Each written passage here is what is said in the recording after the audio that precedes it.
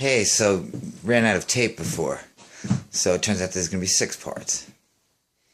I guess, yeah, two even sides, yin and yang, heads of a coin, heads and tails, whatever you will. I don't believe in accidents. I guess 666, number of the beast. Well, I mean, it is a dark ambient Halloween style project. Although I'm not big on the whole satanic imagery, I usually use classic Grim Reaper and symbolic imagery of death or the dead, and that's my thing because it's right out of ancient Celtic culture to worship the night and worship the dead and see it as sacred. Well, in many scriptures, especially ancient India, they talk about the night as magical. It's made for creativity, it's made for beauty, it's made for love, it's made for artists and art. And it's true, I get going my best at night more than any other artist, but all artists really get going sometimes late at night. It's when the world gets so quiet enough, you can be so at peace, it can really flow and you can really hear your own thoughts, your own concentration, undisturbed and everything. So it's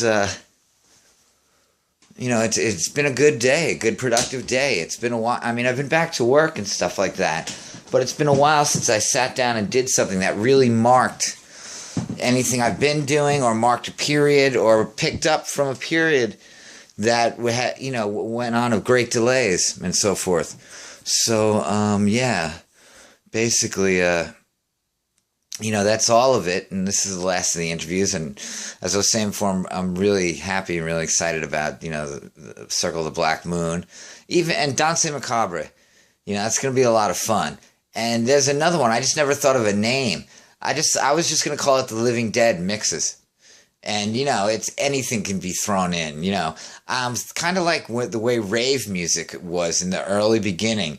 It's like anything and everything mixed in with hooks and stuff that came from old DJs from the rap era in the early 80s and house music. It's very house music-y. And I'm going to do something like that with it, but it's just going to be called the Living Dead Mixes or Living Dead Dance Mixes. Either one, probably mixes. And, that's all the projects and that's everything. And, that's everything up to date. I haven't done an interview since 1995. 1996, and I did one interview around 97, 98, and it was got in some magazines, and it actually a big deal was made about it, but I never saw it or heard it.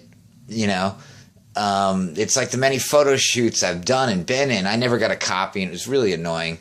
This is before the internet, and even now with the internet, people say they're going to get around to something, and they never do, and that's happened to me once or twice, but 98% of the time, no, I always follow through. And if I say I'm going to send you pics and we work together and I'm going to get you copies, I always do that.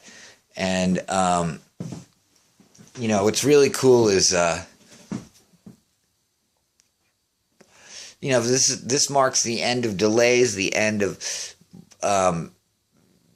troubles, stagnant periods, the end of having so much material, not knowing where to start, and getting it all on tape and recorded, and then being able to start working on new material. Because for the longest time, it's like, God, I keep coming up with new stuff and writing it down, and it's and it just sits, and I can never get to it. I mean, hey, dying 13 times, comas, lost my little brother, he died, we were like twins, we were very close growing up when we were young. And then again in high school, I'd take him out to Grateful Dead concerts with me. And he'd always want to come out with me. And, I'd finally explain to him when he's 14, 15, and I'm 16, going, listen, man, I just didn't want to bring you too young, so you might, in case you overdid something, which you're going to want to do. I just wanted to make sure you just had a maturity level enough, an understanding of the world to be able to handle it. Of course, I was right. I take him out to his first Grateful Dead concert, and I'm like, wait right here, I'm going to get a ticket. Don't trip this time. Next week, we're going to I'm taking you on another show. You can trip your brains out. Just get used to it, get a feel, get comfortable, see if you really like everything, So I turn around, I go to get the tickets, and as soon as I turn back, there he is, putting it in his mouth. He from a really tripped out looking guy, a really old weirded out looking deadhead, and it's like great. It's a real acid dealer who makes acid, and he's got real strong LSD. And he takes window pane, which is like the strongest, and it's got a bubble of liquid inside, like a plastic gel, and it's like, you know, a Starburst, you know, Starburst gum. And he takes the whole thing, and I'm like, oh no. And I was worried for a while, and then after a half hour, 40 minutes into the concert, I'm like, how you doing, bro? And he's like, this is awesome. And I'm like, all right, cool, you're gonna be all right. But you know, I was responsible. Like, I knew he was gonna want to get stoned and follow in everybody's footsteps, not just mine. So I was very careful about it. And like, you know, he was okay on his own. When he passed away, you know, this is why I hate drugs. He forgot he'd taken a certain painkiller for his back, which is really busted up, worse than mine. And, you know, it was the next day and it was still in his system, and he started drinking tequila.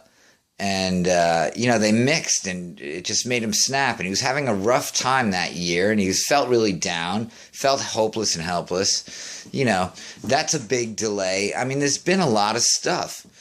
You know, my little brother is my favorite person. Sometimes he's my favorite subject.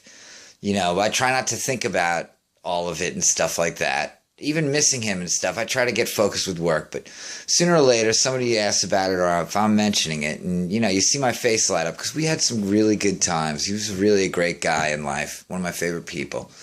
You know, it's like my guitarist, Mike. He reminded me in a way of my little brother, Thomas, as if, you know, instead of a photographer, as a lead guitarist, soloist.